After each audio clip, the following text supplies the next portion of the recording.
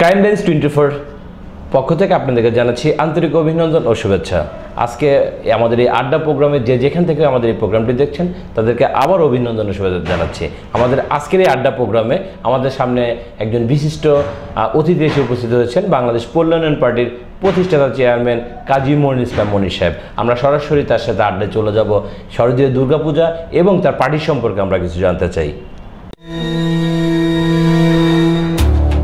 Crime lines 24, অপরাধের খোঁজে সত্যের সন্ধানে।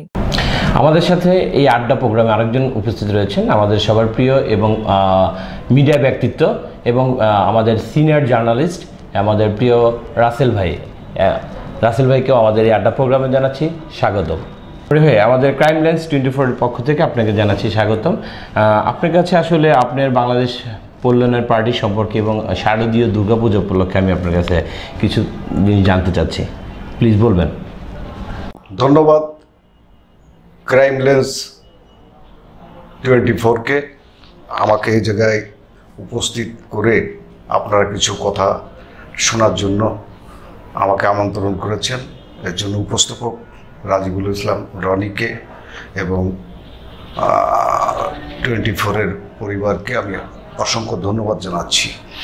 তো আমার কাছে যে কথাটি শুনতে চেয়েছেন উপস্থাপক সাহেব, বাংলাদেশ পল্লুন্নয়ন পার্টি সম্পর্কে আমি অনেকবার সাক্ষাৎকার দিয়েছি, অনেকবার কথা বলেছি, আপনারা হয়তো জেনেছেন। আর অত্যন্ত আনন্দের সহিত আপনাদেরকে আমি বাংলাদেশ পল্লুন্নয়ন পার্টির পক্ষ থেকে অভিনন্দন জানাচ্ছি, শুভেচ্ছা জানাচ্ছি। তো বাংলাদেশ পল্লুন্নয়ন পার্টি ইতিমধ্যে আপনারা জানেন যে নিবন্ধনের জন্য আমরা কিন্তু নির্বাচন কমিশনে আমাদের সমস্ত কাগজপত্র ওখানে জমা দিয়েছি। নির্বাচন অফিসে যে কাগজপত্র চেয়েছে আমাদের কাছ থেকে, যে ইয়েগুলো চেয়েছে, আমরা সব দিতে সক্ষম হয়েছি। আশা করতেছি আগামীতে আমরা নিবন্ধন পেয়ে যাব।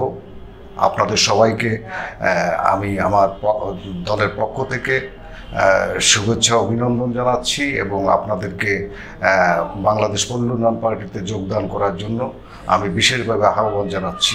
আরেকটি কথা জিজ্ঞাসা করেছেন শারদীয় দুর্গাপূজা সম্পর্কে। আসলে দুর্গাপূজাটা তো আমাদের বাংলাদেশে অত্যন্ত সুশৃঙ্খল পরিস্থিতির মধ্যে দিয়েই হয়, এবারও তাই হচ্ছে।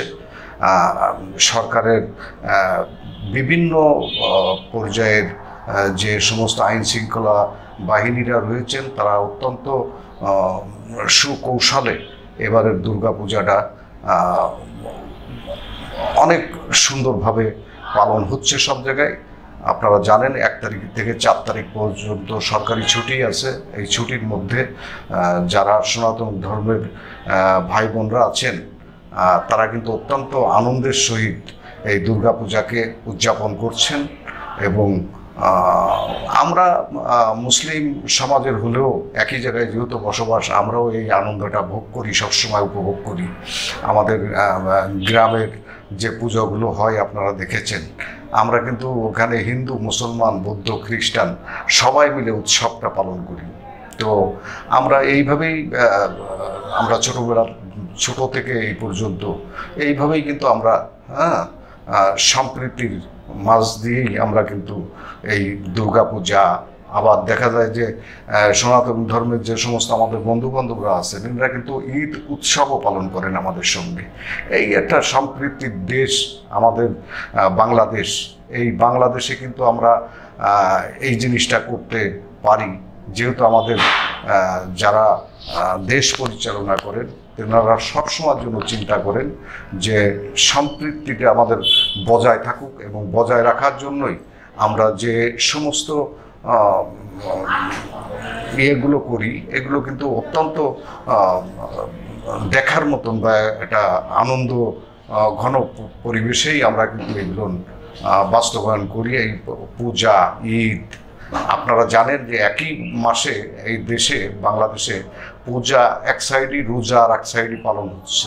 তারপরেও আমাদের কোনো কারোর ভিতর কোনো ভেদাভেদ নাই এবং আমি বাংলাদেশ পল্লুন্নয়ন পার্টির পক্ষ থেকে শারদীয় দুর্গাপূজার যে সমস্ত নেতৃবৃন্দরা এই পূজাকে উদযাপন করছেন এবং হিন্দু সম্প্রদায়ের সকলকে আমি শুভেচ্ছা অভিনন্দন জানিয়ে আজকে আমি বাংলাদেশ পল্লী উন্নয়ন পার্টির পক্ষ থেকে আপনাদের সবাইকে আবারও শুভেচ্ছা জানিয়ে আমার সংক্ষিপ্ত আলোচনা বক্তব্য এখানেই শেষ করছি। খোদা হাফেজ, সবাই ভালো থাকবেন, সুস্থ থাকবেন, এই দোয়া করি। আমরা এতক্ষণ শুনছিলাম পল্লী উন্নয়ন পার্টির প্রতিষ্ঠাতা চেয়ারম্যান কাজী মনির ইসলাম মনির কথা। আমরা এখন কথা বলবো সিনিয়র সাংবাদিক, একজন লেখক এবং একজন ডিরেক্টর, নাটক নির্মাতা, আমাদের প্রিয় বড় ভাই মঞ্জুর আলম রাসেল ভাইয়ের কাছে জানতে চাবো। শারদীয় দুর্গাপূজার আমরা ইতিমধ্যে দেখেছি ফ্যাসিস্ট সরকার আমলে, আমরা দুর্গাপূজার আমলে অনেক অনাকাঙ্ক্ষিত ঘটনা ঘটেছে। একজন সিনিয়র সাংবাদিক হিসাবে বর্তমান যে দুর্গাপূজা হচ্ছে সেটার সাথে এটা আসলে কেমন কি পার্থক্য, এবং এই শারদীয় দুর্গাপূজা উপলক্ষে আপনার একটি মন্তব্য আমরা জানতে চাই। অসংখ্য ধন্যবাদ আজকের উপস্থাপক স্নেহস্পদ ছোট ভাই সাংবাদিক রাজিবুল হক রনিকে। সেই সাথে আন্তরিক অভিনন্দন ও শুভেচ্ছা জানাচ্ছি ক্রাইম লেন্স 24 এই কর্তৃপক্ষ সহ আজকের এই আড্ডা অনুষ্ঠানের যিনি আয়োজক হিসেবে রয়েছেন আমার অত্যন্ত স্নেহস্পদ ছোট ভাই আব্দুল আল ফরাজিকে। সত্যিকার অর্থে এই বর্তমান সমসাময়িক বাংলাদেশের যে রাজনৈতিক অস্থিরতা, জনগণের মধ্যে যে শঙ্কা আশঙ্কা, নির্বাচন কেন্দ্রিক যে উৎকণ্ঠা, সব কিছু মিলে এই প্রথম অন্তর্বর্তীকালীন সরকারের শাসন আমলে শুরু হয়েছে শারদীয় দুর্গাপূজা উৎসব। আমি চমৎকার এবং সাবলীল প্রশ্নের প্রেক্ষিতে একটি কথাই দেশবাসীর সামনে তুলে ধরতে যাচ্ছি। রাজনৈতিক বিভিন্ন দলের নেতৃবৃন্দ যেরকম এবারের শারদীয় দুর্গা পূজাকে উৎসবমুখর এবং নিশ্চিত নিরাপত্তার আলোকে তারা বাস্তবায়ন করার প্রাণপণ চেষ্টায় রয়েছে, তেমনি প্রশাসনিক ব্যক্তিবর্গ, আইন শৃঙ্খলা বাহিনীর সদস্যরাও অক্লান্ত পরিশ্রম করে যাচ্ছে।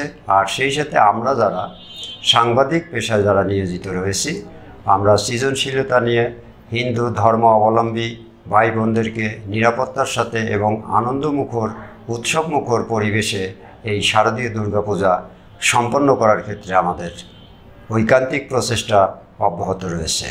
পাশাপাশি দেশবাসীর সামনে আজকে আমার এই আড্ডা অনুষ্ঠানে পাশে যিনি রয়েছেন বাংলাদেশ পল্লী উন্নয়ন পার্টির প্রতিষ্ঠাতা চেয়ারম্যান জনাব কাজী মনিরুল ইসলাম মনির সাহেব, তার প্রতি আমার যথেষ্ট আন্তরিকতা এবং কৃতজ্ঞতার সাথে যে কথাটি তিনি বলেছেন যে সর্বোপরি দেশে শান্তি, স্বস্তি, নিরাপত্তা এবং জনগণের ভালোবাসা অর্জন করার যে মানসিকতা, এই সব কিছু মিলে যদি কেউ রাজনৈতিক দল গঠন করে বা নেতৃত্বটাকে সামনের দিকে বেগবান করার প্রচেষ্টায় থাকে, তবেই সে একজন সফল নেতার দাবিদার হিসেবে সামনের দিকে এগিয়ে যেতে পারবে বলে আমার বিশ্বাস। আবারও ধন্যবাদ জানাচ্ছি ক্রাইম লেন্স 24কে। আজকের মতো এখানেই বিদায় নিচ্ছি, আবারও কথা হবে কোনো এক অনুষ্ঠানে। প্রিয় সুধীবৃন্দ, আপনারা যারা আমাদের এই আড্ডা অনুষ্ঠানটি দেখছিলেন তাদেরকে আবারও অভিনন্দন জানাচ্ছি। আমরা নেক্সট অনুষ্ঠানে হয়তো আরও কোনো অতিথিদের সাথে আপনাদের সাথে আমরা আড্ডা অনুষ্ঠানে সংযুক্ত হব। আমরা আজকের মতো বিদায় নিচ্ছি। সাথে ছিলাম আমি সাংবাদিক মোহাম্মদ রাজিবুল হক রনি। সবাই ভালো থাকবেন। আল্লাহ হাফেজ। ক্রাইম লেন্স 24, অপরাধের খোঁজে সত্যের সন্ধানে।